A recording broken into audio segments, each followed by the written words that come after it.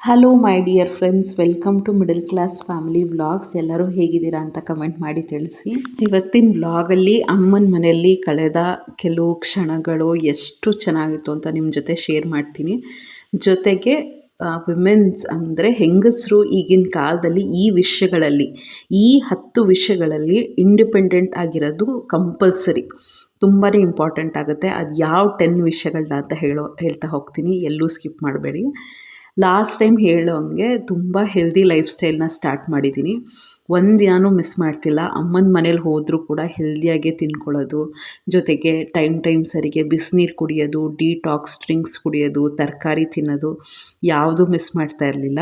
ಇಲ್ಲಿ ಹಾಗೆಯೇ ಜೀರಿಗೆ ನೀರು ಮಾಡ್ಕೊಂಡಿದ್ದೆ. ಜೀರಿಗೆ ನೀರು ಮೆಟಬಾಲಿಸಮ್ ಜಾಸ್ತಿ ಮಾಡೋಕ್ಕೆ, ಡೈಜೆಷನ್ ಚೆನ್ನಾಗಿ ಮಾಡೋಕ್ಕೆ, ಮತ್ತು ಬಾಡಿನ ಡಿಟಾಕ್ಸಿಫಿಕೇಷನ್ ಮಾಡೋಕ್ಕೆ ಎಲ್ಲದಕ್ಕೂ ತುಂಬಾ ಹೆಲ್ಪ್ ಆಗುತ್ತೆ. ಒಂದೊಂದು ದಿನ ಒಂದೊಂದು ಏನದು ಡಿಟಾಕ್ಸ್ ಡ್ರಿಂಕ್ಸ್ನ ಕುಡಿತಾ ಇರ್ತೀನಿ. ಒಂದಿನ ಓಂಕಾಳು, ಒಂದಿನ ಜೀರಿಗೆ, ಸೋಂಪು, ಆ ಥರ ಎಲ್ಲ ನಾನು ನನ್ನ ಚೆಕ್ ಲಿಸ್ಟಲ್ಲಿ ತೋರಿಸಿರೋ ಹಾಗೆಯೇ ನನ್ನ ಲೈಫ್ ಸ್ಟೈಲ್ನ ಕಂಪ್ಲೀಟಾಗಿ ಒಂದೊಂದು ಸತಿ ಒಂದೊಂದನ್ನ ಸ್ಕಿಪ್ ಮಾಡ್ತಾಯಿದ್ದೆ. ಬಟ್ ಈಗ ಹತ್ತಿರ ಬರ್ತಾ ನ್ಯೂ ಇಯರು ಇಲ್ಲ ಏನೇ ಆದರೂ ಕೂಡ ಸ್ಟ್ರಿಕ್ಟಾಗಿ ಒಂದು ಹೆಲ್ದಿ ಲೈಫ್ ಸ್ಟೈಲು, ಮೇಯ್ನಾಗಿ ಡಿಸಿಪ್ಲಿನ್ ಲೈಫ್ ಸ್ಟೈಲ್ನ ಫಾಲೋ ಮಾಡಬೇಕು ಅಂತ ಸ್ಟ್ರಿಕ್ಟಾಗಿ ಅಂದ್ಕೊಂಡಿದ್ದೀನಿ. ಈಗ ಅಮ್ಮನ ಕೈ ರುಚಿ ಹೇಗೆ 2 ರೆಸಿಪಿನ ತೋರಿಸ್ತಾ ಇದ್ದೀನಿ. ನಾರ್ಮಲೇ, ಬಟ್ ನಾವು ಮಾಡಿದ್ರೇ ಒಂಥರ ಟೇಸ್ಟ್ ಇರುತ್ತೆ, ಅವ್ರು ಮಾಡಿದ್ರೇ ಒಂಥರ ಟೇಸ್ಟ್ ಇರುತ್ತೆ, ತುಂಬಾ ಚೆನ್ನಾಗಿರುತ್ತೆ. ಯಾರಾದರೂ ಮಾಡಿಟ್ರೆ ಸಾಕು ಚೆನ್ನಾಗಿ ತಿನ್ನೋಣ ಬಿಸಿಯಾಗಿ ಅಂತ ಅನಿಸ್ತಾ ಇರುತ್ತೆ. ಅದು ತಾಯಂದರು ಅಂತ ಹೇಳಬೇಕು, ಅಷ್ಟು ಪ್ರೀತಿಯಿಂದ ಮಾಡಾಕ್ತಾರೆ. ನಾವು ಹೋದರೆ ಸಾಕು, ಹೋಗೋದು 2-3 ದಿನಕ್ಕೆ ಆದ್ರೂ ಅಷ್ಟು ರಾಯಲ್ ಟ್ರೀಟ್ಮೆಂಟ್ ಇರುತ್ತೆ, ರಾಣಿ ಥರ ನೋಡ್ಕೋತಾರೆ. ಸೊ ಆ ರೀತಿಯೇ ಇದ್ದಿದ್ದು ಈ ಸರಿನೂ ಕೂಡ. ಅಕ್ಕ ಬಂದಿದ್ದರು, ಎಲ್ಲ ಒಳ್ಳೆ ಟೈಮ್ನ ಸ್ಪೆಂಡ್ ಮಾಡಿದ್ವಿ, ತುಂಬ ಖುಷಿಯಾಗಿದ್ವಿ. ಅಮ್ಮ ಅಂತೂ ಎದುರುಗಡೆ ನಾವು ಏನಾದ್ರು ಮಾಡ್ತೀವಿ ಅಂದ್ರೂ ಬೇಡ ಅಂತಿದ್ರು. ಅಲ್ಲೇ ಅಷ್ಟೊಂದು ಮಾಡಿರ್ತೀರಾ, ಇಲ್ಲೇನಕ್ಕೆ ಮಾಡ್ತೀರಾ ಅಂತ ಅಂತಿದ್ರು. ಸೊ ಆ ಥರ ಒಳ್ಳೆ ಟೈಮ್. ಈ ಥರ ಒಂದು ಬ್ಯುಸಿ ಶೆಡ್ಯೂಲಲ್ಲಿ ಆಗಾಗ ಈ ಥರ ಒಂದು ಬ್ರೇಕ್ ಸಿಕ್ಕಾಗ ಮತ್ತೆ ಎನರ್ಜಿ ಜಾಸ್ತಿ ಆಗುತ್ತೆ ಅಂತ ಅನ್ಬೋದು. ತಾಯಿ ಪ್ರೀತಿ ಅದು ಇರ್ರಿಪ್ಲೇಸಬಲ್ಲು, ಯಾರಿಂದನೂ ರೀಪ್ಲೇಸ್ ಮಾಡೋಕ್ಕಾಗಲ್ಲ. ಅಷ್ಟು ಆರಾಮಾಗಿ ಇರ್ತೀವಿ ನಾವು ತಾಯಿ ಹತ್ರ. ಅಮ್ಮನೂ ಅಷ್ಟೇ, ಅಪ್ಪನೂ ಅಷ್ಟೇ, ನೀನೇನು ಮಾಡಬೇಡ ಅಂತ ಕೂರಿಸ್ಬಿಟ್ಟಿದ್ರು.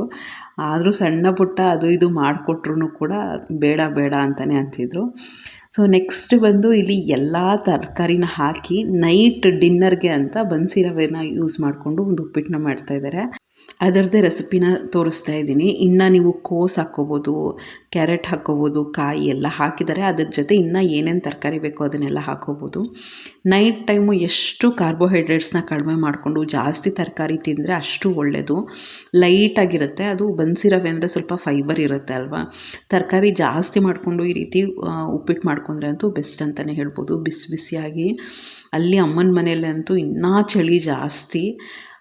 ಆ ಚಳಿಗೆ ಈ ಬಿಸಿ ಉಪ್ಪಿಟ್ಟು ತಿಂತಾಯಿದ್ರೆ ತುಂಬ ಚೆನ್ನಾಗಿತ್ತು. ಆ ರೆಸಿಪಿನ ನಿಮ್ಮ ಜೊತೆ ಶೇರ್ ಮಾಡ್ಕೊಳ್ತಾ ಇರ್ತೀನಿ. ಈಗ ನಾರ್ಮಲ್ ಎಣ್ಣೆ, ಸಾಸಿವೆ, ಉದ್ದಿನಬೇಳೆ, ಕಡಲೆಬೇಳೆ ಎಲ್ಲ ಹಾಕ್ಬಿಟ್ಟು ಕರ್ಬೇವಿನ ಸೊಪ್ಪು ಎಲ್ಲ ತರಕಾರಿ ಎಲ್ಲ ಒಟ್ಟಿಗೆ ಹಾಕಿದ್ರು. ಜೊತೆಗೆ ಈಗ ಸೀಸನ್ ಅಲ್ವಾ, ಅವರೆಕಾಳೆಲ್ಲ ಅದು ಹಿದ್ಕಿದ ಬೇಳೆ ಇತ್ತು. ಹಿದ್ಕಿದ ಬೇಳೆನೂ ಒಂದು 2 ಹಿಡಿಯಷ್ಟು ಹಾಕಿದ್ದಾರೆ. ಚೆನ್ನಾಗಿ ಎಲ್ಲ ಎಣ್ಣೆಲಿ ಫ್ರೈ ಮಾಡ್ಕೋಬೇಕು ಅಷ್ಟೇ. ಇದು ಬೇಗ ಆಗೋಗುತ್ತೆ. ಅಮ್ಮ ಅದೇ ಅಂದರು, ದಿಢೀರಾಗಿ ಹೇಳ್ಕೊಡ್ತೀನಿ ಹೇಗೆ ಮಾಡೋದು ಬಾ ಅಂತ. ಇದೊಂಥರ ರುಚಿ ಇರುತ್ತೆ, ನಿಜವಾಗ್ಲೂ ತುಂಬ ಚೆನ್ನಾಗಿತ್ತು ಆಯಿತಾ. ಇದೆಲ್ಲ ಒಟ್ಟಿಗೆ ಫ್ರೈ ಮಾಡೋದು. ಎಣ್ಣೆಲಿ ಎಷ್ಟು ನೀವು ಫ್ರೈ ಮಾಡ್ಕೋತೀರೋ ಅಷ್ಟು ಚೆನ್ನಾಗಿರುತ್ತೆ. ಇದು ಬಂದು ಚಾಪಿಂಗ್ಗೆ ಟೈಮ್ ಹಿಡಿಯೋದು, ಸ್ವಲ್ಪ ಚಾಪಿಂಗ್ ಎಲ್ಲ ಮಾಡ್ಕೊಂಬಿಟ್ರೆ ಬೇಗ ಆಗೋಗುತ್ತೆ. ರುಚಿಗೆ ತಕ್ಕಷ್ಟು ಕಲ್ಲುಪ್ಪನ್ನು ಹಾಕಿದ್ದಾರೆ. ಆಲ್ಮೋಸ್ಟ್ ಎಷ್ಟು ಒಂದು 12 ಜನ ಸೇರಿದ್ದು ನಾವು ಅಲ್ಲಿ ಅಮ್ಮನ ಮನೆಯಲ್ಲಿ. ಸೊ ಅವ್ರಿಗೆಲ್ಲ ಇಷ್ಟೇನೆ, ಜಾಸ್ತಿ ಯಾರೂ ನೈಟ್ ಟೈಮ್ ಜಾಸ್ತಿ ತಿನ್ನಲ್ಲ, ಸ್ವಲ್ಪನೇ ತಿನ್ನೋದು. ಸೊ ಅದು 1 kg ಅಷ್ಟು ಮಾಡಿದರು, ಅದರಲ್ಲೂ ಮಿಕ್ಕೋಯ್ತು ಆಯಿತಾ. ಜಾಸ್ತಿ ನೈಟ್ ಟೈಮ್ ಆದಷ್ಟು ನಾವೆಲ್ಲ ಕಡಿಮೆನೇ ತಿನ್ನೋದು. ಅದು ಈ ಥರ ಎಲ್ಲ ತರಕಾರಿ ಹಾಕಿ ತಿಂದರೆ ಬೆಸ್ಟ್ ಅಂತಲೇ ಹೇಳ್ಬೋದು. ಫ್ರೆಶ್ಶಾಗಿ ಕಾಯಿ ತುರಿದು ಹಾಕಿದ್ರೆ ಉಪ್ಪಿಟ್ಟಿಗೆ ತುಂಬ ಚೆನ್ನಾಗಿರುತ್ತೆ. ನನ್ನ ತಮ್ಮ ಅದೇ ಕಾಯಿ ಹೊಡೆದು ಕೊಟ್ಟ, ಫ್ರೆಶ್ಶಾಗಿ ತುರಿದು ಹಾಕಿದ್ವಿ. ನೋಡಿ, ಲಿಡ್ನ ಕ್ಲೋಸ್ ಮಾಡಿ ಒಂದು 5-7 ನಿಮಿಷ ಮೀಡಿಯಮ್ ಫ್ಲೇಮಲ್ಲಿ ಬಿಟ್ಬಿಟ್ರೆ ತುಂಬ ಚೆನ್ನಾಗಿ ಬೆಂದ್ಕೊಂಡಿರುತ್ತೆ. ಆ ಎಣ್ಣೆಲೆ ಎಷ್ಟು ಚೆನ್ನಾಗಿ ಬೆಂದಿರುತ್ತೋ ಅಷ್ಟು ತರಕಾರಿ ಎಲ್ಲ ಫ್ಲೇವರ್ಸು ಬಿಟ್ಕೊಂಡಿರುತ್ತೋ, ಉಪ್ಪಿಟ್ಟು ಟೇಸ್ಟ್ ಚೆನ್ನಾಗಾಗುತ್ತೆ. ನೆಕ್ಸ್ಟ್ ಈಗ ಕೊತ್ತಂಬರಿ ಸೊಪ್ಪನ್ನು ಹಾಕಿ ಚೆನ್ನಾಗಿ ಫ್ರೈ ಮಾಡ್ತಿದ್ದಾರೆ. ನನಗೆ ಖುಷಿ ಏನು ಅಂದರೆ, ಅಮ್ಮನ ಕೈ ತುಂಬ ಬಳೆಗಳಿರ್ತವೆ. ನಾನು ಯೂಶಲಿ ಬಳೆನೇ ಹಾಕಲ್ಲ, ನನಗೆ ಇಷ್ಟನೇ ಆಗಲ್ಲ. ಹೊರಗಡೆ ಹೋದರೆ ಡೆಫಿನೆಟ್ಲಿ ಹಾಕ್ತೀನಿ, ಬಟ್ ಮನೇಲಿದ್ದರೆ ನನಗೆ ಕೆಲಸ ಮಾಡೋಕ್ಕೆ ಕಷ್ಟ ಆಗುತ್ತೆ ಬಳೆಗಳನ್ನ ಹಾಕ್ಕೊಂಡ್ರೆ.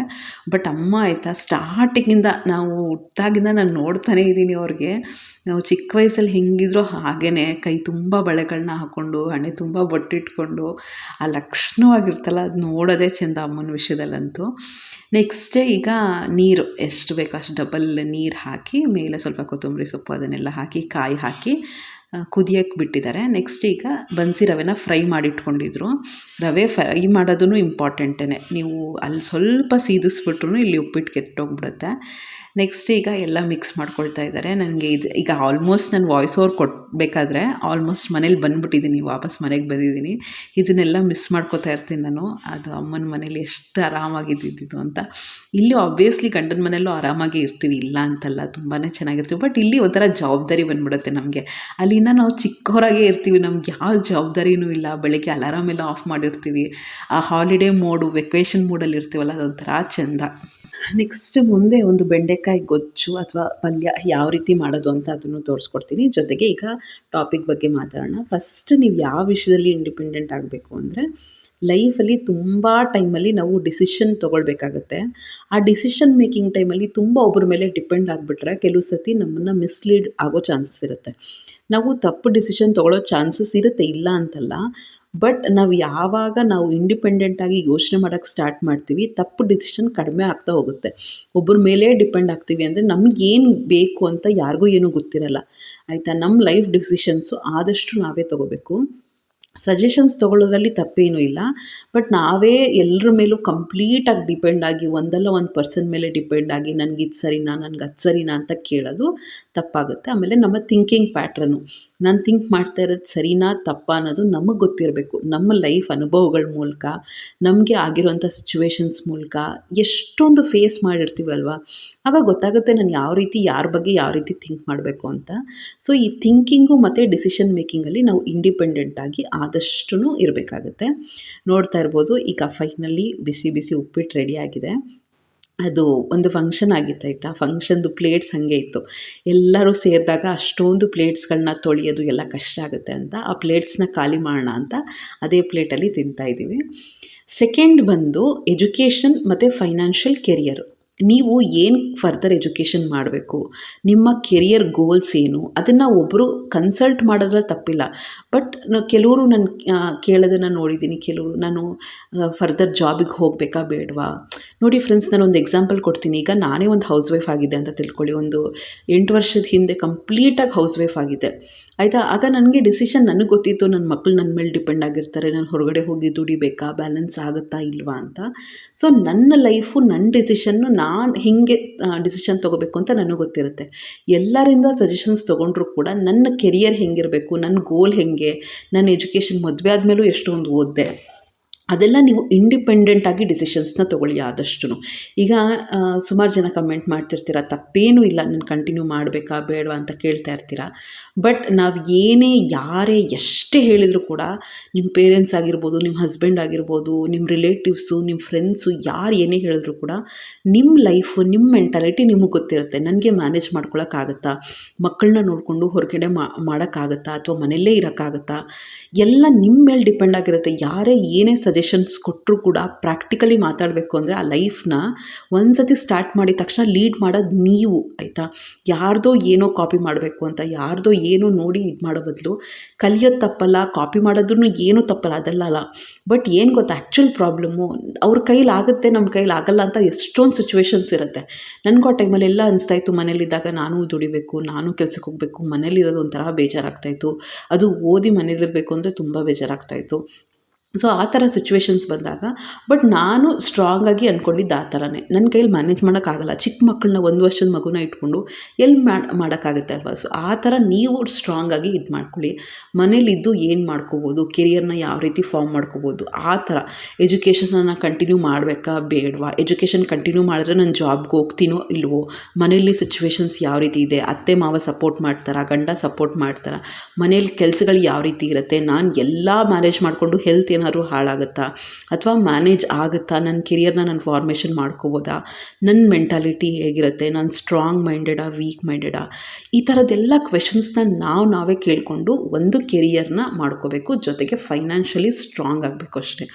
ನಾವು ದುಡ್ದೇ ಫೈನಾನ್ಷಿಯಲಿ ಸ್ಟ್ರಾಂಗ್ ಆಗಬೇಕು ಅಂತ ಏನಿಲ್ಲ. ಮನೇಲಿದ್ದರೂ ಕೂಡ ಸಣ್ಣ ಪುಟ್ಟ ನಮಗೆ ಅಮೌಂಟ್ ಬರ್ತಾಯಿದ್ರು ಕೂಡ ಅನಾವಶ್ಯಕವಾಗಿ ಖರ್ಚು ಮಾಡಿಕೊಳ್ದೆ ಅದನ್ನೆಲ್ಲ ಸೇವ್ ಮಾಡಿಕೊಂಡು ಕೂಡ ನಾವು ಫೈನಾನ್ಷಿಯಲಿ ಸ್ಟ್ರಾಂಗ್ ಆಗ್ಬೋದು. ಎಷ್ಟು ಜನನ ನಾವು ನಮ್ಮ ಅಜ್ಜಿಯಂದ್ರೆ ನೋಡಿದ್ದೀವಿ, ಎಷ್ಟೊಂದು ಜನ ನಾವು ವಯಸ್ಸಾದವ್ರನ್ನ ನೋಡಿದ್ದೀವಿ, ಅವ್ರ ಹತ್ರ ಎಷ್ಟು ಲಕ್ಷಗಟ್ಟಲೆ ಬ್ಯಾಂಕ್ ಬ್ಯಾಲೆನ್ಸ್ ಇಟ್ಕೊಂಡಿರ್ತಾರೆ, ಒಡವೆಗಳನ್ನ ಇಟ್ಕೊಂಡಿರ್ತಾರೆ. ಏನಕ್ಕೆ ಅಂದರೆ ಒಂದು ಸೆಕ್ಯೂರಿಟಿ. ಯಾರೇ ಏನೇ ಅಂದರೂ ಕೂಡ ಮನುಷ್ಯತ್ವ, ಒಳ್ಳೆತನ ಎಲ್ಲ ಇಂಪಾರ್ಟೆಂಟು. ಬಟ್ ಪ್ರಾಕ್ಟಿಕಲಿ ಹೇಳಬೇಕು ಅಂದರೆ ದುಡ್ಡಿಗೆ ಬೆಲೆ ಜಾಸ್ತಿ. ನೀವು ಸುಮ್ಮನೆ ಹಂಗೆ ಹೋಗೋಕ್ಕೂ ಒಂದು ಲಾಂಗ್ ಚೈನ್ ಹಾಕ್ಕೊಂಡು ಹೋಗೋಕ್ಕೂ, ಒಂದು ನೆಕ್ಲೆಸ್ ಹಾಕ್ಕೊಂಡು ಹೋಗೋಕ್ಕೂ ತುಂಬಾ ಮ್ಯಾಟ್ರ್ ಆಗುತ್ತೆ ಫ್ರೆಂಡ್ಸ್. ಅದು ಪ್ರಾಕ್ಟಿಕಲಿ ಹೌದು.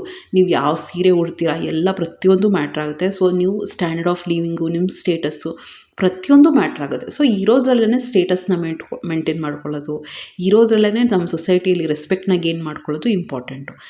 ಎಷ್ಟು ಜನ ಇರ್ತಾರೆ ಅಂದರೆ ನಾವು ಏನೇ ಇದ್ದರೂ ಕೂಡ ರೆಸ್ಪೆಕ್ಟ್ ಕೊಡೋಲ್ಲ. ಅದು ಅವ್ರ ಮೆಂಟಾಲಿಟಿ, ಅದು ಅವ್ರ ಡಿಗ್ನಿಟಿ ಅಷ್ಟೇ. ಅದಕ್ಕೆಲ್ಲ ನಾವು ಅವ್ರನ್ನ ಮೆಚ್ಚಿಸ್ಬೇಕು ಅಂತಲ್ಲ, ಬಟ್ ಒಂದು ಮಿನಿಮಮ್ ಸ್ಟೇಟಸ್ನ ನಾವು ಮೇಂಟೈನ್ ಮಾಡ್ಕೋಬೇಕಲ್ವ. ಸೊ ಅದಕ್ಕೇ ಅಷ್ಟೇ ಫೈನಾನ್ಷಿಯಲಿ, ಕೆರಿಯರ್ ವೈಸು ಮತ್ತು ಎಜುಕೇಷನ್ ವೈಸು ನಮ್ಮ ಲೈಫ್ಗೆ ಏನು ಸೂಟೇಬಲ್ಲು ಅಂತ ಡಿಸಿಷನ್ ತೊಗೊಳ್ಳೋದು ನಮ್ಮ ಮೇಲೆ ಇಂಪಾರ್ಟೆಂಟು. ನೆಕ್ಸ್ಟ್ ಬಂದು ಸೆಲ್ಫ್ ಕಾನ್ಫಿಡೆನ್ಸ್. ನಾವು ಎಷ್ಟು ಕಾನ್ಫಿಡೆಂಟಾಗಿ ಲೀಡ್ ಮಾಡಬೇಕು ಅಂದರೆ, ಈಗ ಸುಮ್ಮನೆ ಯಾರೋ ಬಂದು ಯಾಕೋ ನೀನು ಮಾಡ್ತಿರೋದು ಸರಿ ಇಲ್ಲ ಅಂತ ಅನಿಸ್ತಾ ಇರುತ್ತೆ, ನೀನು ಇಷ್ಟೆಲ್ಲ ಓದಿ ಮನೇಲಿದ್ಯಾ ಅಂತ ಕೇಳ್ತಾರೆ. ಆಮೇಲೆ ಕೆಲ್ಸಕ್ಕೆ ಹೋದರೂ ಕೂಡ ಎಲ್ಲ ಬಿಟ್ಬಿಟ್ಟು ಕೆಲ್ಸಕ್ಕೆ ಹೋಗ್ತಾರೆ, ಮನೇಲೇನೂ ಬ್ಯಾಲೆನ್ಸ್ ಮಾಡಲ್ಲ ಅಂತ ಹೇಳ್ತಾರೆ. ಮಾತಾಡೋರು 108 ಮಾತಾಡ್ತಾರೆ ಆಯಿತಾ. ಬಟ್ ನಮಗೆ ಗೊತ್ತಿರಬೇಕು ಕಾನ್ಫಿಡೆಂಟಾಗಿ ಲೈಫ್ನ ಹೇಗೆ ಲೀಡ್ ಮಾಡಬೇಕು ಅಂತ. ನಮ್ಮ ಲೈಫ್ನ ನಮಗಿಂತ ಬೆಸ್ಟ್ ಯಾರೂ ಲೈಫ್ನ ಲೀಡ್ ಮಾಡೋಕ್ಕಾಗಲ್ಲ. ನಿಮ್ಗಳ ಕಷ್ಟ ನಿಮಗೆ ಮಾತ್ರನೇ ಗೊತ್ತಿರುತ್ತೆ. ನಾವುಗಳು ಏನಾದ್ರು ಬೇರೆಯವರು ಮಾತಾಡ್ಬೋದು, ಅಯ್ಯೋ ನಿನ್ನ ಲೈಫ್ ಹೀಗೆ, ನೀನು ಈ ಥರ ಡಿಸಿಷನ್ ತೊಗೋಬೇಕಿತ್ತು, ಮಕ್ಕಳನ್ನ ಹಿಂಗೆ ಓದಿಸ್ಬೇಕಿತ್ತು, ಮಕ್ಕಳನ್ನ ಹಂಗೆ ಮಾಡಬೇಕಿತ್ತು, ಮನೇನ ಹಿಂಗೆ ಕಟ್ಟಬೇಕಿತ್ತು, 108 ಎಲ್ಲರೂ ಸಜೆಷನ್ ಕೊಡ್ತಾರೆ ಆಯಿತಾ. ಎಲ್ಬಿಲ್ಲದ ನಾಲ್ಗೆ 108 ಸಜೆಷನ್ಸ್ ಕೊಡ್ತಾರೆ. ಅದಕ್ಕೆಲ್ಲ ತಲೆ ಕೆಡಿಸ್ಕೋಬೇಕು ಅಂತ ಏನಿಲ್ಲ. ಇದು ನಿಮ್ಮ ಲೈಫು, ಇದು ನಮ್ಮ ಲೈಫು. ನಮ್ಮ ಲೈಫ್ಗೆ ಏನು ಕರೆಕ್ಟು ಅಂತ ನಾವು ಕಾನ್ಫಿಡೆಂಟಾಗಿ, ಇಂಡಿಪೆಂಡೆಂಟಾಗಿ ಡಿಸಿಷನ್ಸ್ ತೊಗೋಬೇಕಾಗುತ್ತೆ. ನಾನು ಹೇಗೆ ಮಾತಾಡಬೇಕು ಅನ್ನೋದು ಪ್ರತಿಯೊಂದೂ ಅಷ್ಟೇ. ನಾವು ಯಾವ ರೀತಿ ಮಾತಾಡ್ತೀವಿ ಅನ್ನೋದನ್ನು ನಮ್ಮ ಕಾನ್ಫಿಡೆನ್ಸ್ ತೋರಿಸುತ್ತೆ ಅಲ್ವಾ. ಸೊ ಆ ರೀತಿ ನಾವು ಇಂಡಿಪೆಂಡೆಂಟಾಗಿ ಆದಷ್ಟು ಕಾನ್ಫಿಡೆಂಟಾಗಿ ಲೈಫ್ನ ಲೀಡ್ ಮಾಡ್ಕೋಬೇಕು. ಈಗ ನೆಕ್ಸ್ಟು ಟೊಮ್ಯಾಟೊ ಪಲ್ಯ ಅಥವಾ ಟೊಮ್ಯಾಟೊ ಬೆಂಡೆಕಾಯಿ ಪಲ್ಯ ಮತ್ತು ಬೆಂಡೆಕಾಯಿ ಗೊಜ್ಜು ಅನ್ಕೋಬೋದು. ಇದು ಚಪಾತಿಗೆ ಮಾಡ್ಕೊಂಡಿದ್ವಿ. ನಿಮಗೆ ಸ್ವಲ್ಪ ಈಗ ಲೋಳೆ ಥರ ಕಾಣಿಸ್ತಾ ಇದೆ, ಬಟ್ ಅದೊಂದು ಚೂರು ಇರಲ್ಲ ಫ್ರೆಂಡ್ಸ್. ಲಾಸ್ಟಲ್ಲಿ ನಾನು ಶೂಟ್ ಮಾಡ್ಕೊಳ್ಳೋದೇ ಮರ್ತೋಯ್ತು. ಬರೀ ನಗಾಡಿದ್ದಾಯಿತು, ಮಾತಾಡಿದ್ದಾಯಿತು. ಅಷ್ಟು ಫನ್ನು. ನಾವು ನಗ್ತಾಯಿದ್ರೆ ಕಣ್ಣಲ್ಲೆಲ್ಲ ನೀರು ಬರ್ತಿತ್ತು, ಆ ಲೆವೆಲ್ಗೆ ನಗ್ತಾಯಿದ್ವಿ ನಾವು.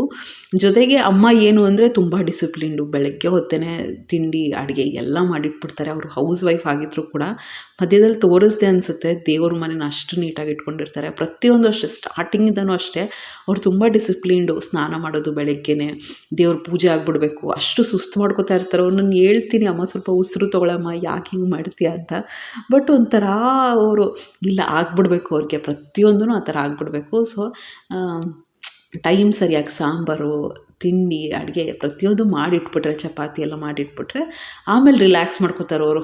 ಒಂದು 12 ಗಂಟೆ ಅಷ್ಟೊತ್ತಿಗೆ ಆಮೇಲೆ ರಿಲ್ಯಾಕ್ಸ್ ಮಾಡ್ಕೊಳ್ಳೋದು. ಅವರು ಎಂಜಾಯ್ ಮಾಡ್ತಾರೆ, ಟಿ ವಿ ನೋಡ್ತಾರೆ, ಟ್ಯಾಬ್ ನೋಡ್ತಾರೆ, ಪ್ರತಿಯೊಂದು ನೋಡ್ತಾರೆ. ಬಟ್ ಸೋಂಬೇರಿತನ ತೋರಿಸಲ್ಲ. ಆದಷ್ಟು ಟೈಮ್ ಸರಿಯಾಗಿ ಎಲ್ಲ ಕೆಲಸಗಳನ್ನ ಮಾಡ್ಕೋತಾ ಇರ್ತಾರೆ. ನೆಕ್ಸ್ಟ್ ಬಂದು ಇಂಡಿಪೆಂಡೆಂಟಾಗಿ ಯಾವ ವಿಷಯದಲ್ಲಿ ಇರಬೇಕು ಅಂದರೆ ಮೆಂಟಲ್ ಸ್ಟ್ರೆಂತ್ ಆಯಿತಾ. ನಮಗೆ ಮೆಂಟಲಿ ಕುಗ್ಸೋಕ್ಕೆ ತುಂಬ ಜನ ನೋಡ್ತಾ ಇರ್ತಾರೆ. ನಮಗೆ ಗೊತ್ತಿರಬೇಕು ನಾವು ಸ್ಟ್ರಾಂಗ್ ಹೆಂಗಾಗಬೇಕು, ಎಮೋಷ್ನಲಿ ವೀಕ್ ಆಗಬಾರ್ದು, ಪ್ರತಿಯೊಂದಕ್ಕೂ ಅಳೋದು, ಒಬ್ಬರ ಮೇಲೆ ಡಿಪೆಂಡ್ ಆಗೋ ಬದಲು ನಾವು ಮೆಂಟಲಿ ಸ್ಟ್ರಾಂಗ್ ಆದಾಗ ನಮಗೆ ಲೈಫ್ ಲೀಡ್ ಮಾಡೋದು ಕರೆಕ್ಟಾಗಿ ಗೊತ್ತಾಗುತ್ತೆ. ಮತ್ತು ಹೊರಗಡೆ ಹೋಗಿ ಹೇಗೆ ನಾವು ಸೇಫ್ಟಿ ನೋಡ್ಕೋಬೇಕು. ಹೆಂಗಸ್ರು ಎಸ್ಪೆಷಲಿ ಹೊರಗಡೆ ತಿರುಗ್ತಾ ಇರ್ತೀವಿ, ಆ ಕಡೆ ತಿರುಗ್ತೀವಿ ಅಂದರೆ ನಮಗೆ ಗೊತ್ತು ಅದು ಸೇಫ್ಟಿ ಎಷ್ಟು ರಿಸ್ಕ್ ಇರುತ್ತೆ ಅಂತ. ನಮಗೆ ಹುಷಾರಾಗಿ ಹೇಗೆ ಹೋಗಿ ಬರಬೇಕು ಅಂತ ಇಂಡಿಪೆಂಡೆಂಟ್. ಪ್ರತಿಯೊಂದಕ್ಕೂ ಎಲ್ಲರ ಮೇಲೂ ಡಿಪೆಂಡ್ ಆಗೋಕ್ಕಾಗಲ್ಲ ಅಲ್ವಾ. ಸಣ್ಣ ಪುಟ್ಟದಕ್ಕೂ ಒಂದು ತರಕಾರಿ ತರಬೇಕು ಅಂದರೂ ನನ್ನ ಹಸ್ಬೆಂಡ್ ಕಾಯೋದು, ಏನೋ ಮಕ್ಕಳು ಕಾಯೋದು, ಗಂಡು ಮಕ್ಕಳು ಕಾಯೋದು, ಈ ಥರ ಎಲ್ಲ ಮಾಡೋ ಬದಲು ಹೆಂಗೆ ಸೇಫಾಗಿ ಹೋಗಿ ಯಾವ ಟೈಮಲ್ಲಿ ಹೋಗಿ ಬರೋದು ಸೇಫ್ ಅಂತ ಅಂದ್ಕೊಂಡು ಆ ರೀತಿ ಮಾಡಿಕೊಂಡ್ರೆ ಬೆಸ್ಟ್. ಈಗ ಅಮ್ಮ ಸಾಂಬಾರು ಮಾಡ್ತಿದ್ದಾರೆ, ಮೂಲಂಗಿ ಬೇಳೆ ಸಾಂಬಾರು ಮತ್ತು ಪಲ್ಯ. ಮಾಮೂಲಿ ಪಲ್ಯ ಥರನೇ ಮಾಡಿದ್ರು ಆಯಿತಾ. ಎಣ್ಣೆ, ಸಾಸಿವೆ, ಉದ್ದಿನಬೇಳೆ, ಕಡಲೆಬೇಳೆ ಎಲ್ಲ ಹಾಕಿ, ಈರುಳ್ಳಿ, ಟೊಮೆಟೊ, ಹಸಿಮೆಣ್ಸಿನ್ಕಾಯಿ ಹಾಕಿ, ಬೆಂಡೆಕಾಯಿನ ಸಣ್ಣ ಸಣ್ಣದಾಗಿ ಕಟ್ ಮಾಡಿಕೊಂಡು, ಅಲ್ಲೇ ಮನೆ ಹತ್ರ ಹಳ್ಳಿಯಿಂದ ಸ್ವಲ್ಪ ರೈತರೆಲ್ಲ ತಂದು ಕೊಡ್ತಾರೆ. ಫ್ರೆಶ್ ಆಗಿರುತ್ತೆ ತರಕಾರಿ ಎಲ್ಲ, ತುಂಬ ಚೆನ್ನಾಗಿರುತ್ತೆ. ಅದನ್ನೆಲ್ಲ ಹಾಕಿ ಸ್ವಲ್ಪ ಫ್ರೈ ಮಾಡಿಕೊಂಡ್ರು. ಆಮೇಲೆ ಖಾರದ ಪುಡಿ, ಧನಿಯಾ ಪುಡಿ, ಕೊತ್ತಂಬರಿ ಸೊಪ್ಪು ಮತ್ತು ಕಾಯಿ ತುರಿ ಇದಿಷ್ಟನ್ನು ಹಾಕ್ಕೊಂಡಿದ್ದಾರೆ. ಇದನ್ನು ಮಾಮೂಲಿ ಬೇಳೆ ಸಾರೇ ಮಾಡಿದ್ದಾರೆ. ಸುಮ್ಮನೆ ಎಲ್ಲ ತರಕಾರಿ, ಬೇಳೆ ಎಲ್ಲ ಕೂಗಿಸ್ಕೊಂಡು ಆಮೇಲೆ ಒಂದು ಕಾಯೆಲ್ಲ ರುಬ್ಕೊಂಡಿದ್ದಾರೆ. ರುಬ್ಬೋದಕ್ಕೆ ಕಾಯಿ, ಈರುಳ್ಳಿ, ಬೆಳ್ಳುಳ್ಳಿನ ಹಾಕ್ಕೊಂಡಿದ್ದಾರೆ. ನೆಕ್ಸ್ಟ್ ಸಾಂಬಾರು ಪುಡಿ, ಖಾರದ ಪುಡಿನ ಹಾಕಿ, ಹುಣಸೆ ಹುಳಿ ಇಷ್ಟನ್ನು ಹಾಕಿ ಒಗ್ಗರಣೆ ಕೊಟ್ಟಿದ್ದಾರೆ.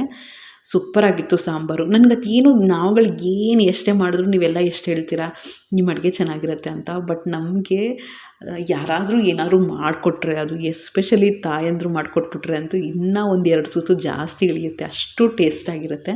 ತುಂಬ ಚೆನ್ನಾಗಿತ್ತು ಸಾಂಬಾರು ಮಾತ್ರ. ಸೊ ಈ ಕಡೆ ಪಲ್ಯನೂ ರೆಡಿ ಆಗ್ತಾಯಿದೆ, ಆ ಕಡೆ ಸಾಂಬಾರು ರೆಡಿ ಆಗ್ತಾಯಿದೆ. ಆಮೇಲೆ ಎಲ್ಲರೂ ಸೇರಿಕೊಂಡು ಚಪಾತಿ ಒಬ್ಬರು ಲಟ್ಸೋದು, ಒಬ್ಬರು ಸುಡೋದು ಎಲ್ಲ ಮಾಡ್ಕೊಂಡ್ಬಿಟ್ವಿ. ಒಬ್ಬರ ಕೈಯಲ್ಲೇ ಮಾಡ್ತಾರೆ ಅಂತ ಬಿಡೋಕ್ಕೂ ಆಗೋಲ್ಲ, ಅವ್ರಿಗೂ ವಯಸ್ಸಾಗ್ತಿರುತ್ತೆ. ಸೊ ಆ ರೀತಿ ಎಲ್ಲ ಶೇರ್ ಮಾಡ್ಕೊಳ್ತಾ ಇದ್ವಿ. ನೆಕ್ಸ್ಟ್ ಬಂದು ಫಿಸಿಕಲಿ ಫಿಟ್ಟಾಗಿ, ಅದರಲ್ಲಿ ನಾವು ಇಂಡಿಪೆಂಡೆಂಟ್ ಆಗಲೇಬೇಕು. ನಾವು ಫಿಸಿಕಲಿ ಒಬ್ಬರ ಮೇಲೆ ಡಿಪೆಂಡ್ ಆಗ್ತೀವಿ ಅಂದರೆ ಭಾರಿ ಕಷ್ಟ. ನಮಗೇನಾದ್ರು ಹೆಲ್ತ್ ಅಪ್ಸೆಟ್ ಆಯಿತು, ನಮಗೆ ಹಾಸ್ಪಿಟ್ಲ್ ಕರ್ಕೊಂಡೋಗಿ ಮತ್ತೇನಾದರೂ ಟ್ರೀಟ್ಮೆಂಟಿಗೆ ಕರ್ಕೊಂಡೋಗಿ, ಆ ಸ್ಥಿತಿ ಅಂತೂ ತಂದ್ಕೊಳ್ಳೇಬೇಡಿ ಫ್ರೆಂಡ್ಸ್. ನಾನು ಮುಂದೆ ತೋರಿಸ್ತಾ ಹೋಗ್ತೀನಿ ಆಯಿತಾ.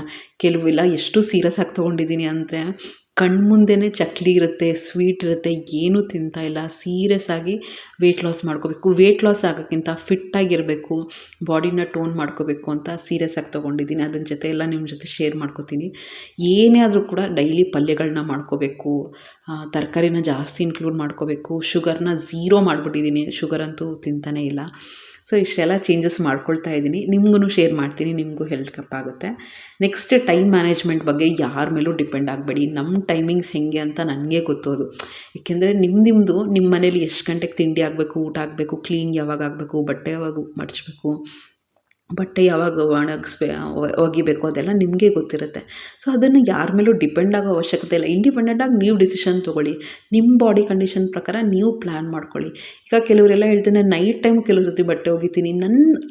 ನನ್ನ ಲೈಫ್ ಸ್ಟೈಲ್ಗೆ ಅದು ಆ ಥರ ಆಗೋಗಿರುತ್ತೆ. ಬೆಳಿಗ್ಗೆನೇ ಎದ್ದೇಳಬೇಕು, ನಾನು ವಾಕಿಂಗು ಮಾಡಬೇಕಾಗುತ್ತೆ, ಕೆಲವು ಸತಿ ಎಕ್ಸಸೈಸ್ ಮಾಡ್ತಾ ಇರ್ತೀನಿ, ಅಡುಗೆಗಳನ್ನ ಮಾಡಬೇಕು, ಯೂಟ್ಯೂಬ್ ಶೂಟ್ ಮಾಡ್ಕೋಬೇಕು. ಕೆಲವು ಸತಿ ಬೆಳಗ್ಗೆ ಹೊತ್ತಾಗಲ್ಲ, ಸಂಜೆ ಹೊತ್ತು ಮಾಡ್ಕೋತೀನಿ. ನನ್ನ ಟೈಮ್ ಮ್ಯಾನೇಜ್ಮೆಂಟು ಇಂಡಿವಿಜುವಲ್ ಲೈಫ್ ಮೇಲೆ ಡಿಪೆಂಡು. ಯಾರ ಮೇಲೂ ಇಂಡಿಪೆಂಡೆಂಟ್ ಆಗಿರಬಾರ್ದು. ಅಂದರೆ ನಮ್ಮ ಇಂಡಿಪೆಂಡೆಂಟ್ ಆಗಿರಬೇಕು, ನಮ್ಮ ಲೈಫ್ಗೆ ಬೇರೆ ಮೇಲೆ ಡಿಪೆಂಡ್ ಆಗಿರಬಾರ್ದು. ಸೊ ಅದಕ್ಕೇ ಟೈಮ್ ಮ್ಯಾನೇಜ್ಮೆಂಟ್ ಅನ್ನೋದು ಇಂಡಿಪೆಂಡೆಂಟಾಗಿ ನೀವು ಡಿಸಿಷನ್ ತೊಗೊಳ್ಳಿ. ನಾನು ಈ ಟೈಮ್ಗೆ ಇದನ್ನೇ ಮಾಡೋದು, ಈ ರೀತಿ ಬ್ಯಾಲೆನ್ಸ್ ಮಾಡ್ಕೋತೀನಿ ಅಂತ ನೀವು ಡಿಸೈಡ್ ಮಾಡಿ. ನೆಕ್ಸ್ಟ್ ಬಂದು ಡಿಜಿಟಲ್ ಲಿಟ್ರಸಿ ಅಂತ ಹೇಳ್ತಾರೆ. ಅಂದರೆ ಎಷ್ಟೋ ಜನಕ್ಕೆ ಮೊಬೈಲಲ್ಲಿ ಒಂದು ಫೋನ್ಪೇ ಮಾಡೋಕ್ಕೆ ಬರೋಲ್ಲ, ನೆಟ್ ಬ್ಯಾಂಕಿಂಗ್ ಮಾಡೋಕ್ಕೆ ಬರೋಲ್ಲ, ಓಲಾ ಬುಕ್ ಮಾಡೋಕ್ಕೆ ಬರೋಲ್ಲ, ಊಬರ್ ಬುಕ್ ಮಾಡೋಕ್ಕೆ ಬರೋಲ್ಲ, ಮತ್ತು ಟ್ರೈನು ಇವೆಲ್ಲ ಟಿಕೆಟ್ಸ್ನ ಬುಕ್ ಮಾಡೋದು, ಏನೇ ಒಂದು ಟ್ರಾನ್ಸಾಕ್ಷನ್ಸ್ ಮಾಡೋದು, ಇದನ್ನೆಲ್ಲ ಆದಷ್ಟು ಕಲ್ತ್ಕೊಳ್ಳಿ. ಸಣ್ಣ ಪುಟ್ಟದು ಇವೆಲ್ಲ ಚಿಕ್ಕದೇನೆ, ದೊಡ್ಡದೇನಲ್ಲ.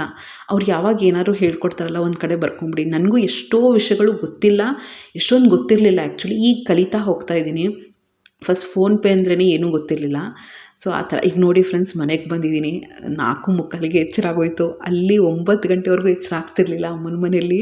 ಅದೇನು ಕಥೆನೋ, ನಮ್ಮ ಮನೆಗೆ ಬಂದಿದ ತಕ್ಷಣ 4:45ಗೆಲ್ಲ ಎಚ್ಚರ ಆಗಿಬಿಡುತ್ತೆ, ನಿದ್ದೆನೇ ಬರೋಲ್ಲ.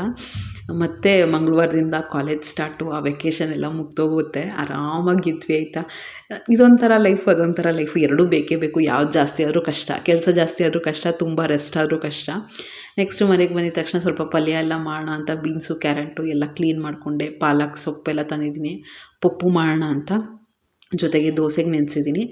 ಈ ರೀತಿಯೇ ರೊಟೀನ್ ಆಗ್ತಾಯಿದೆ. ಬೆಳಿಗ್ಗೆ ಎದ್ದ ತಕ್ಷಣ ರಂಗೋಲಿ ಎಲ್ಲ, ಅಂದರೆ ನಾನು ಶೂಟಿಂಗ್ ಮೂಡಿಗೆ ಬಂದಿಲ್ಲ, ಅದಕ್ಕೆ ರಂಗೋಲಿ ಹಾಕಿದ್ದೆಲ್ಲ ಶೂಟ್ ಮಾಡಿಲ್ಲ. ಡೆಫಿನೆಟ್ಲಿ ಮುಂದೆ ಎಲ್ಲ ಒಳ್ಳೊಳ್ಳೆ ವ್ಲಾಗ್ಸೇ ಬರುತ್ತೆ ಆಯಿತಾ. ನೆಕ್ಸ್ಟ್ ಬಂದು ಏನಾದರೂ ಟ್ರಾವೆಲ್ ಇಂಡಿಪೆಂಡೆನ್ಸ್ ಅಂತ ಹೇಳ್ತಾರೆ. ಎಲ್ಲಿಗಾನ ಎಲ್ಲರೂ ಹೋಗಬೇಕು ಅಂದರೆ ಆದಷ್ಟು ಇಂಡಿಪೆಂಡೆಂಟಾಗಿ ನೋಡಿ, ಎಮೋಷ್ನಲಿ ಸ್ಟ್ರಾಂಗ್ ಆಗಿರಿ. ಮನೆ ಕೆಲಸಗಳಲ್ಲಿ ಅಷ್ಟೇ ಯಾರ ಮೇಲೂ ಡಿಪೆಂಡ್ ಆಗೋಕ್ಕೆ ಹೋಗಬೇಡಿ. ಅನಿಸುತ್ತೆ ಯಾರಾದ್ರು ಬಂದು ಹೆಲ್ಪ್ ಮಾಡಿಕೊಟ್ರೆ ನಾವು ಸ್ವಲ್ಪ ಬದುಕೊಳ್ತೀವಲ್ಲ ಅಂತ ಅನಿಸುತ್ತೆ. ಬಟ್ ನನ್ನ ಸೆಲ್ಫ್ ಅನುಭವ ಏನು ಅಂದರೆ, ಯಾರಾದರೂ ಏನಾದರೂ ಹೆಲ್ಪ್ ಮಾಡ್ತಿರ್ತಾರೆ ಅಂತ ತಿಳ್ಕೊಳ್ಳಿ, ಅವ್ರ ಮೇಲೆ ತುಂಬ ಡಿಪೆಂಡ್ ಆಗಿಬಿಡ್ತೀವಿ ನಾವು. ಆಗ ಅನಿಸುತ್ತೆ, ಅಯ್ಯೋ ಬಂದು ಹೆಲ್ಪ್ ಮಾಡಲಿ ಅಂತ ಅನಿಸ್ತಾ ಇರುತ್ತೆ. ಆ ಥರ ಪ್ಲೀಸ್ ಡಿಪೆಂಡ್ ಆಗೋಕ್ಕೆ ಹೋಗಬೇಡಿ. ನಾನು ಹೇಳ್ಕೊತಾ ಇದ್ದೀನಿ, ನಿಮಗೂ ಹೇಳ್ಕೊತಾ ಇದ್ದೀನಿ, ಡಿಪೆಂಡೆನ್ಸಿ ಬೇಡ. ನಮ್ಮ ಕೆಲಸ ನಾವೇ ಮಾಡ್ಕೊಳ್ಳೋಣ, ಅಂದರೆ ಸ್ವಲ್ಪ ರಿಲ್ಯಾಕ್ಸ್ ಮಾಡ್ಕೊಳ್ಳೋಣ. ನೆಕ್ಸ್ಟು ಇಲ್ಲಿ ಹೆಸರು ಕಾಳಿನ ದೋಸೆ ಮಾಡ್ಕೊತಾ ಇದ್ದೀನಿ. ಎಲ್ಲರಿಗೂ ಚಿತ್ರಾನ್ನ ಮಾಡಿದ್ದೆ, ಸ್ವಲ್ಪ ಅವಾಯ್ಡ್ ಮಾಡೋಣ ರೈಸು ಅಂತ ಅನ್ಕೋತಾ ಇದ್ದೀನಿ. ಫುಲ್ ಎಲಿಮಿನೇಟ್ ಮಾಡಲ್ಲ. ಇದೊಂಥರ ಫ್ಲಾಪ್ ರೆಸಿಪಿ ಆಗೋಯ್ತು. ನಾನು ಏನೋ ಟ್ರೈ ಮಾಡೋಕ್ಕೆ ಹೋದೆ, ಬಟ್ ಆಮೇಲೆ ಬೇರೆ ಚೇಂಜ್ ಮಾಡಿಕೊಂಡೆ. ಸ್ವಲ್ಪ ಹೆಸರು ಕಾಳು, ಕ್ಯಾರೆಟು, ಈರುಳ್ಳಿ, ಆಮೇಲೆ ಉಪ್ಪು ಎಲ್ಲನೂ, ಜೀರಿಗೆ ಎಲ್ಲ ಹಾಕಿ ಮಿಕ್ಸಿ ಆಡಿಸ್ದೆ. ತವಾಗ ಹಾಕಿದ್ರೆ ಅದು ಎದ್ದೇಳಲೇ ಇಲ್ಲ. ಆಮೇಲೆ ಸಾಂಬಾರು ಹಾಕ್ಕೊಂಡು ಹೆಂಗೋ ತಿನ್ಕೊಂಡೆ. ಟೇಸ್ಟ್ ಏನೋ ಚೆನ್ನಾಗಿತ್ತು, ಬಟ್ ನೋಡೋಕ್ಕೆ ಚೆನ್ನಾಗಿರಲಿಲ್ಲ. ಆಮೇಲೆ ಅದಕ್ಕೆ ಸ್ವಲ್ಪ ರವೆ ಹಾಕಿದೆ ಆಯಿತಾ. ರವೆ ಹಾಕಿ ನೆನೆಸಿ ಆಮೇಲೆ ದೋಸೆ ಹಾಕ್ತೆ ಚೆನ್ನಾಗಿ ಬಂತು. ಅದನ್ನು ನೆಕ್ಸ್ಟ್ ವ್ಲಾಗಲ್ಲಿ ಶೇರ್ ಮಾಡ್ತೀನಿ. ನೆಕ್ಸ್ಟ್ ಲಾಸ್ಟ್ ಇಂಡಿಪೆಂಡೆಂಟ್ ಏನು ಗೊತ್ತಾ, ನಿಮ್ಮ ಪ್ರಾಬ್ಲಮ್ ಸಾಲ್ವಿಂಗು, ನಿಮ್ಮ ಸೆಲ್ಫ್ ಕೇರು, ನಿಮ್ಮ ಮೆಂಟಲ್ ಪೀಸು ನಿಮ್ಮ ಕೈಯಲ್ಲಿರಬೇಕು. ಯಾರ ಮೇಲೂ ಡಿಪೆಂಡ್ ಆಗಿರಬಾರ್ದು. ಯಾರೋ ನಮ್ಮ ಪ್ರಾಬ್ಲಮ್ನ ಸಾಲ್ವ್ ಮಾಡಿಕೊಡ್ತಾರೆ, ಅವ್ರ ಹತ್ರ ಮಾತಾಡಿದ್ರೆ ನನಗೆ ರಿಲ್ಯಾಕ್ಸ್ ಆಗುತ್ತೆ, ಅವರು ನನ್ನ ಕೇರ್ ತೊಗೋತಾರೆ ಅಂತ ಎಲ್ಲ ಡಿಪೆಂಡ್ ಆಗೋಕ್ಕೆ ಹೋಗಬೇಡಿ. ಆದಷ್ಟು ಇಂಡಿಪೆಂಡೆಂಟಾಗಿ ಲೈಫ್ನ ಲೀಡ್ ಮಾಡಿ, ಎಲ್ಲರೂ ಚೆನ್ನಾಗಿ ನೋಡ್ಕೊಳ್ಳಿ. ಆ ಎಲ್ಲರಲ್ಲಿ ನಿಮ್ಮನ್ನು ನೀವು ಸೇರಿಸ್ಕೊಳ್ಳಿ. ಆದಷ್ಟು ನಾವು ಚೆನ್ನಾಗಿದ್ದರೆ ಒಬ್ಬರನ್ನ ತುಂಬ ಚೆನ್ನಾಗಿ ನೋಡ್ಕೋಬೋದು. ನಾವೇ ಒಬ್ಬರ ಮೇಲೆ ಡಿಪೆಂಡ್ ಆಗಿಬಿಟ್ರೆ ಅಂತೂ ಲೈಫ್ ತುಂಬ ಪ್ಯಾಥೆಟಿಕ್ ಆಗೋಗುತ್ತೆ. ಸೊ ಈ ರೀತಿ ಈ ವಿಷಯಗಳಲ್ಲಿ ಆದಷ್ಟು ಹೆಂಗಸರು ಇಂಡಿಪೆಂಡೆಂಟ್ ಆಗಿದ್ದರೆ ಲೈಫ್ ತುಂಬ ಚೆನ್ನಾಗಿರುತ್ತೆ. ಹೇಳಿದ್ನಲ್ಲ, ಅವ್ರಿಗೆಲ್ಲ ಸ್ವಲ್ಪ ಚಿತ್ರಾನ್ನ ಮಾಡಿಕೊಟ್ಟಿದ್ದೆ. ನನಗೆ ಇದನ್ನು ಟ್ರೈ ಮಾಡಿದೆ ಐರನ್ ತವಾದಲ್ಲಿ. ಈಗೇನೋ ಒಂಥರ ಹೆಲ್ತ್ ಕಾನ್ಷಿಯಸ್ ಬಂದುಬಿಟ್ಟಿದೆ. ಐರನ್ ತವಾನೇ ಯೂಸ್ ಮಾಡಬೇಕು, ನಾನ್ ಸ್ಟಿಕ್ ಯೂಸ್ ಮಾಡಬೇಕು. ಎಷ್ಟು ಮಟ್ಟಿಗೆ ಫಾಲೋ ಮಾಡ್ತೀನೋ ಗೊತ್ತಿಲ್ಲ, ನೋಡೋಣ ಎಷ್ಟು ದಿನ ಆಗುತ್ತೋ ಅಷ್ಟು ದಿನ. ಅದೇ ಒಂಥರ ಸೀರಿಯಸ್ನೆಸ್ ಬಂದುಬಿಟ್ಟಿದೆ, ಹೆಲ್ತು ಹಾಳಾಗ್ಬಿಟ್ರೆ ಹೆಂಗಪ್ಪ ಅನ್ನೋ ಲೆವೆಲ್ಗೆ. ನೆಕ್ಸ್ಟ್ ಈ ಥರ ಅದಕ್ಕೇ ಒಂದೇ ಒಂದು ದೋಸೆ ಹಾಕ್ಕೊಂಡಿದ್ದು, ಅಲ್ಲಿ ಮಧ್ಯ ದೋಸೆ ಇದೆ ನೋಡಿ, ಇದು ದೋಸೆ ಆಯಿತಾ, ಅದಕ್ಕೆ ಸಾಂಬಾರು ಹಾಕ್ಕೊಂಡು ಹೆಂಗೋ ತಿನ್ಕೊಂಬಿಟ್ಟೆ. ಟೇಸ್ಟ್ ಚೆನ್ನಾಗಿತ್ತು ಅಂತ ಹೇಳ್ತೀನಲ್ಲ. ನೆಕ್ಸ್ಟ್ ವ್ಲಾಗಲ್ಲಿ ಹೆಂಗೆ ಬಂತು ನೆಕ್ಸ್ಟ್ ದೋಸೆ ಅಂತ ತೋರಿಸ್ತೀನಿ. ಇನ್ನಷ್ಟು ಹೆಲ್ದಿ ಮೋಟಿವೇಶ್ನಲ್ ವೀಡಿಯೋಗೋಸ್ಕರ ಚಾನಲ್ನ ಸಬ್ಸ್ಕ್ರೈಬ್ ಮಾಡಿಕೊಂಡು ಲೈಕ್ ಮಾಡಿ, ಶೇರ್ ಮಾಡಿ, ಕಮೆಂಟ್ ಮಾಡಿ. ನಮಸ್ಕಾರ.